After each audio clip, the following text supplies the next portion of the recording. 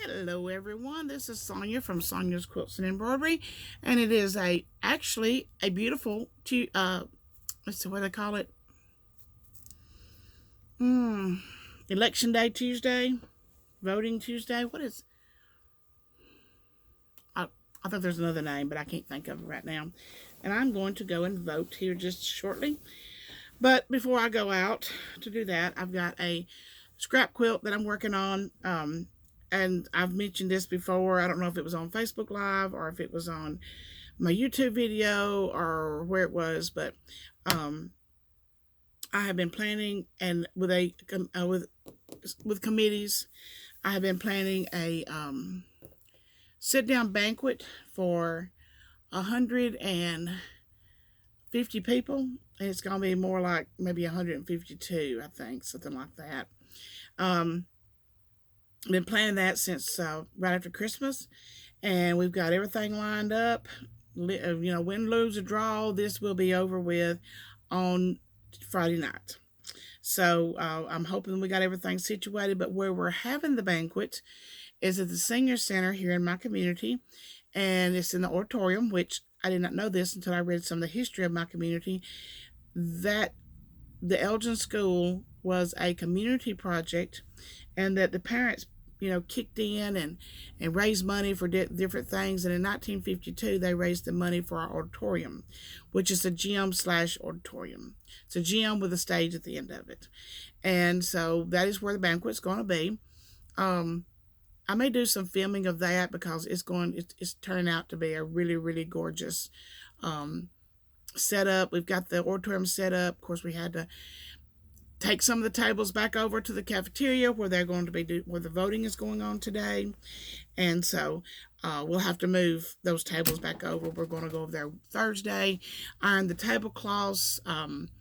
We have 5 rows of tables that are about 50 foot long, and then we have a VIP table for the teachers that we've managed to gather up for this to honor them at this event. And we have a museum set up, going to have a museum set up in the cafeteria part for anybody that brings in old pictures of the school, of themselves or their friends or their, whoever, whatever memorabilia they can come up with to set that up. Also, what's going on right now, last weekend we had a lot of company here, had a great time. Me and my husband were exhausted, but we had a great time with the grandkids and played outside and had a great time. And they went home Sunday evening because of the potential for bad weather coming in. I've not seen any bad weather. I mean, it rained yesterday, but that's not bad weather. But anyway, it may be coming in later today or tomorrow. I don't know. But right now it's a beautiful March 3rd. The sun is shining. It's very warm. I had to turn my heater off out here because I was about to melt down. But anyway, we made a decision yesterday after a lot of soul searching and a lot of really thinking hard about it. We have decided to take my father-in-law home. He has been in the rehab for the past almost month, off and on, and he is not allowed to stay any longer than a week from tomorrow because he has not, in order to, you have 100, well, with his insurance or his plan, he has 100 days of rehab. Now that can be 30 days here, 30 days there, 40 days here, whatever. But unless he goes 60 days with I call a 60-day wellness period, where that he is out of the hospital, out of the ER, and not, having any kind of, runs to the emergency room or stays in the hospital, then if he goes 60 days without that, his days start over, which will have another fresh 100 days. He has been unable to do that in the past 5 months, I guess. He will be doing really well, and then have a sharp decline.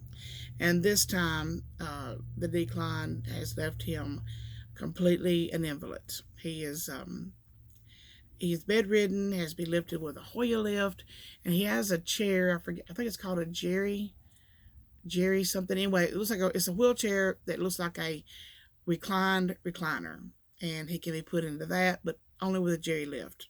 He is too heavy to be manhandled. So we've decided to take him home, and instead of putting him into a long-term nursing facility, he has a horrible fear of that, which I would probably think that most um, elderly people would have that fear. And I understand there are some circumstances where you just can't help it. I mean, there's just not enough family to help out. The money is not there to do it, and you have to put them into long care nursing.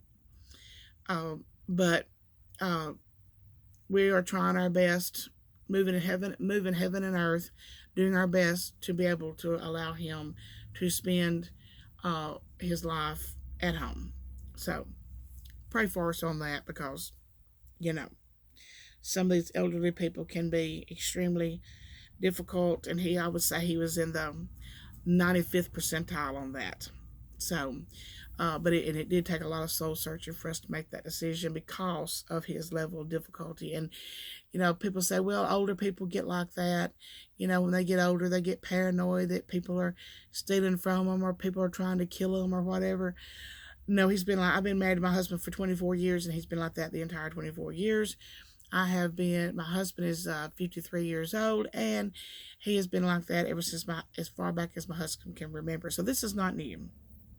So we're going to do our best. I mean, I will still be sewing. My husband said, please, I don't want this to interfere with your work. He'll still be working, so we'll have to hire help in the middle part of the week, Tuesday, Wednesday, and Thursday, while my husband is gone. So, and then that means he's going to be working 7 days a week. He'll be at his job Tuesday, Wednesday, and Thursday. And then after that, he will be at his father's house Friday, Saturday, Sunday, Monday to help with him. I'll be back and forth to, check on things. I'll be there a lot on the weekends to help him out and just be there with him. Otherwise, we would never see each other, because his father lives about 45 minutes away, 45 minutes away. So in order for us to even see each other and me to cook for him, which he absolutely loves for me to cook for him, and so I'm going to be going over there to cook meals and help out with him, give him some moral support.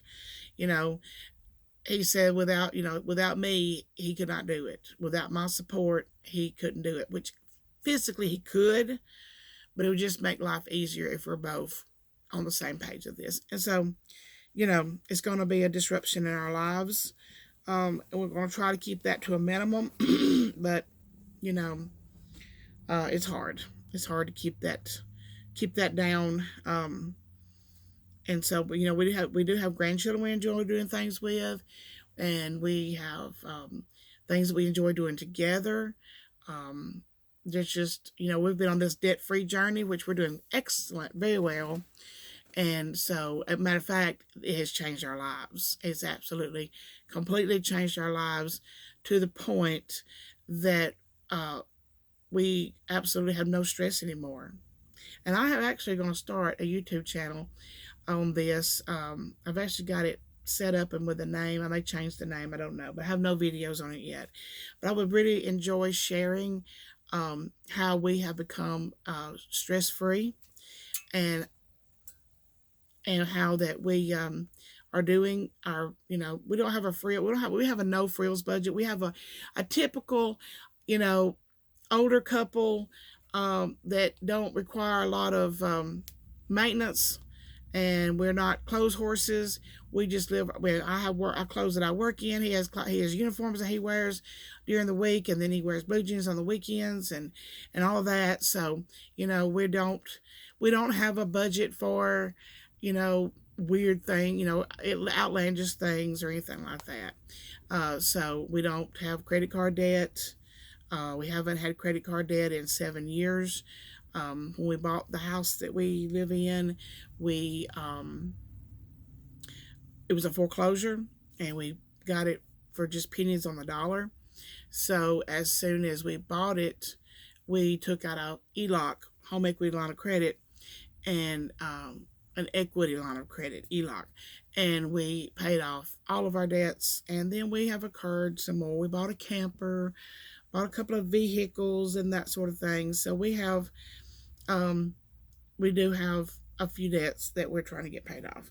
And I would like to see a second embroidery machine in my life. Maybe by the end of the year, we should have um, enough accumulated that I can just go out and pay cash, which is our goal. Is the rest of our lives is if we need something to be able to pay cash for it. Which if you don't have any debts to pay each month, you'll have a lot more freed up money. So I am going to do that on my other channel and show. And you do not have to go out and buy an expensive planner. I've been watching a lot of these videos on women that women, men have a different approach to budgeting, and they don't require themselves to go out and buy these designer um, budget journals and all these stickers and stickers and stickers, and I mean it's ridiculous. They're enjoying decorating their budget planner rather than crunching the numbers. And I do have a planner that I got at Walmart. It is a made by Paper Studio, and it's a nice planner. Of course, I paid got it for half price, which I didn't pay hardly anything for it. And I added a couple of little things to it. I added some folders that I could put at the beginning of each month. So when the only bills we get in the mail is our utility bill and our water bill, and I think AT&T sends out a statement, but we get an online. We pay that online. So we just have a couple of things that we mail out. We do stuff envelopes, and that part right there, the stuffing of the envelopes, is what has changed our life. So I do want to share that, because if you're struggling with, living from payday to you run out of money 3 days before payday, I can show you how to fix that. And we're not an expert. We're learning as we go, but I can share what I have learned so far. I don't know anything about retirement. I don't know anything about retirement funds. I know we have a couple of Roth accounts in the bank. I don't know anything about that, but that has nothing to do with our new budget and financial freedom, Dave Ramsey style budgeting. Those just some extra checks we got in several years ago. We decided, hey, let's put it into a Roth account, and it's been sitting there at least, I would say, about 8 years. It's gained $6. So anyway, this will be a payday to payday, zero budget plan. And yes, I'm going to do that just as soon as I get a chance, and I want to share that. But we're going to be super, super busy with my father-in-law. My mother-in-law has passed away almost 8 years ago, and it's just my husband and his sister. So, and then his sister's husband and me. So the four of us will have to do what we can do, make him comfortable, and be there for him. The nursing home said 2 nurses, 24 hours a day, 7 days a week. I think that's a little excessive, but we'll have enough people taking care of him to supply his needs. But at night, when he's settled down, he's had his meals for the day, he's had his bath, he's got on a clean gown, and his bed is clean, and all of that. We don't think anybody needs to be there all night long. Somebody needs to be there in case he needs something, or something happens during the night, that they can get him help or whatever. But just somebody there to be with him, say from 7 at night to 7 the next morning, and just be there with him in case that something comes up, to monitor him, and to be there with him. Somebody will be there with him 7 days a week, 24 hours a day. But we're gonna do trial and error to see how things go, and hopefully just one person for 12 hours a day. I mean, two people for 12 hours a day, and then during the night, just one person. And we'll see. And if that doesn't work out, if complications come up because of that arrangement, then we will change it. So, but anyway, getting assistance with for medical, for people, bedridden people, it's not cheap. I mean, it's really not. And I don't blame the people for, charging what they do, because it taking care of sick people is exhausting. It's absolutely exhausting. And you wouldn't think it would be, but it is absolutely exhausting. And so, just gonna do the best we can with it. That's all we can do. So anyway, I just want to let everybody know a little bit about what's going on around here. The banquet will be over, done, said it will be over with come Friday night about 9 o'clock. It'll be over, and so the stress of that'll be late released. I'm thinking about giving Etsy one more try. I've had some difficulties with Etsy in the past. Their fees are so expensive, and for the seller, and we can't sell anything. I don't sell it for more on Etsy than I would sell if somebody contacted me through Facebook. So but I've got several baby quilts that like just a little bit. 30 minutes being completely finished and ready to go. So I may post some of those on Etsy. Um, I've got some ideas, but Etsy, there are other selling sites. Etsy's the most popular. Etsy is absolutely the most popular. It's where that if I'm looking for something, then that's where I go to. If I'm looking for a certain program to put a dog on a baby quilt or a dog on a quilt, that's where I go. Etsy, to find that program for my machine to read and all of that. So Etsy is the most popular go to for when you're looking for a certain thing. You can type in um, old fashioned twin size quilts. And if you've got that in your description of your product, then your item will pop up, and Etsy is a trusted site. So I will no longer take custom orders on Etsy. That's absolutely too stressful. But I will do just what I already have made up. Now, if a person wants to add a name to it, a baby's name to it, that's fine. No big deal. Don't take long to do that. We can still stay on our shipping schedule, which is next day. So, but yeah, I'm gonna give it a try again. So if you want to look me up here in a few days, Sonia's Quilts and Embroidery. But right now, this week, it's banquet, banquet, banquet, banquet. Starting today is voting there, so we're kind of shut down for as getting the room ready. But tomorrow the voting will be over, and I hope you go out and vote. I'm going to here in just a little bit, and get the voting over with today, and then tomorrow we'll be back on the banquet preparedness for Friday night.